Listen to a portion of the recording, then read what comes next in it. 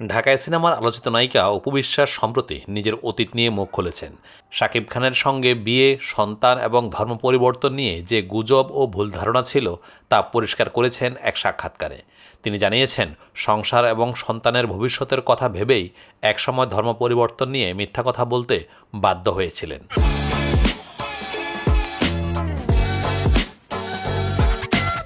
শাকিব খান ও অপু বিশ্বাসের জুটি বেঁধে দর্শকদের উপহার দিয়েছেন অনেক সুপারহিট সিনেমা। সেই জুটি বেঁধে অভিনয় করতে গিয়ে প্রেম দুজনের। এরপর 2008 সালে বিয়ে করেন তারা। বিয়ের কথা দুজনেই গোপন রেখেছিলেন। 2017 সালে জয়কে নিয়ে টেলিভিশনের সরাসরি এক অনুষ্ঠানে বিয়ের খবর প্রকাশ করেন অপু। সেই সময় তিনি দাবি করেছিলেন শাকিবকে বিয়ে করে ইসলাম ধর্ম গ্রহণ করেছিলেন। তবে এখন বলছেন সেটা সত্য নয়, তিনি তখনও হিন্দু ধর্মাবলম্বী ছিলেন। সম্প্রতি গণমাধ্যমে দেওয়া এক সাক্ষাৎকারে এই কথা বলেন এই অভিনেত্রী।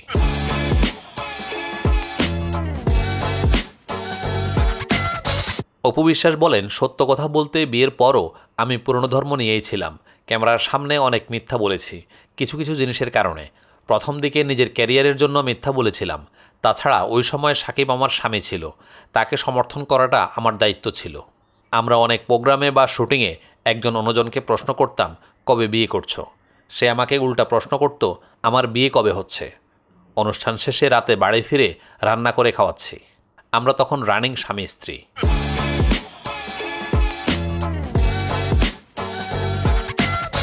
অপু আরও বলেন, আমার ছেলেকে নিয়ে যখন লাইভে আসলাম তখন সবাই জানতে পারলেন আমি বিবাহিত।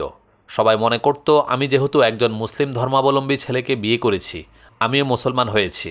কিন্তু আমি বিয়ের পরও হিন্দু। কারণ হিন্দু থেকে মুসলিম হওয়ার জন্য প্রক্রিয়াধীন যে কাজগুলো হয় একটাও সাকিবের পরিবার করেননি। বিয়ের সময় মুসলিম ধর্মে এসে তখন হিন্দু ধর্মে ফিরে গিয়েছি, বিষয়টা তা না।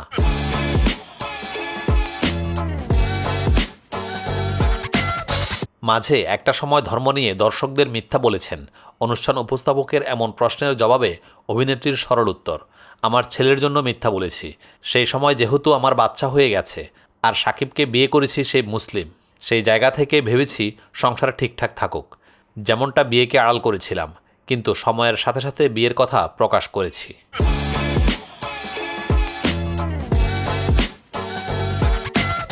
অপু বিশ্বাস বলেন, দিন শেষে আমি ভুলে গিয়েছিলাম আমি যদি মারা যাই তখন আমার কাছের ভাই বন্ধুরা আছেন, আমার যে অনুরাগী বা দর্শকরা আছেন, তারা আমাকে কি করবে?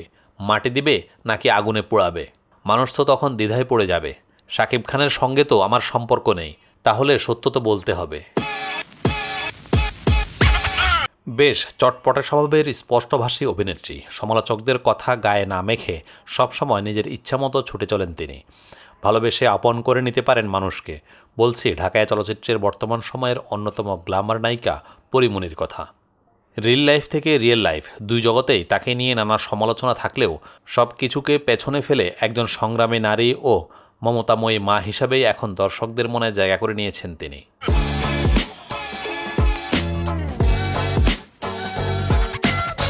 লাশময়ী এই অভিনেত্রী ভালোবেসে বিয়ে করেছিলেন অভিনেতা শরীফুল রাজকে। যদিও সে সংসার বেশিদিন টেকেনি, তবে বিচ্ছেদের পর এখন ছেলে ও মেয়েকে নিয়ে নিজের মতো করে জীবনযাপন করছেন এই অভিনেত্রী। আর সেই অভিজ্ঞতা কাজে লাগিয়ে ব্যবসা শুরু অভিনেত্রীর। মা এবং নবজাতকদের দরকারি পণ্যের ব্র্যান্ড শপ বডি দিয়েছেন তিনি। অনলাইন ভিত্তিক এই প্রতিষ্ঠানে বিক্রি হচ্ছে মা ও শিশুদের জীবনযাত্রার পণ্য সামগ্রী। চলতি বছরের ভালোবাসা দিবসে নতুন এই ব্যবসার আনুষ্ঠানিক যাত্রা শুরু হয়।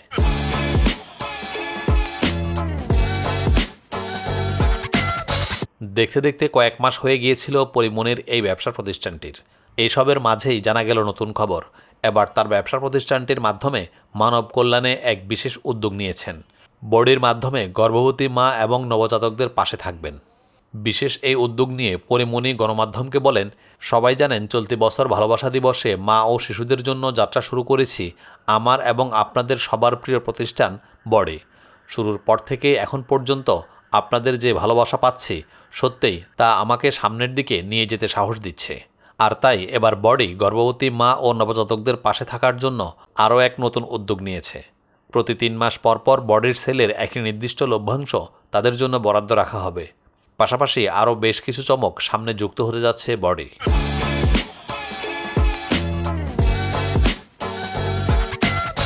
প্রসঙ্গত পরীমনি অভিনীত বেশ কিছু চলচ্চিত্র মুক্তির অপেক্ষায় আছে। পাশাপাশি গোলাপ নামের নতুন আরও এক ছবিতে চুক্তিবদ্ধ হয়েছেন তিনি, যেখানে তার সঙ্গে জুটি বেঁধে অভিনয় করবেন নীরব হুসাইন।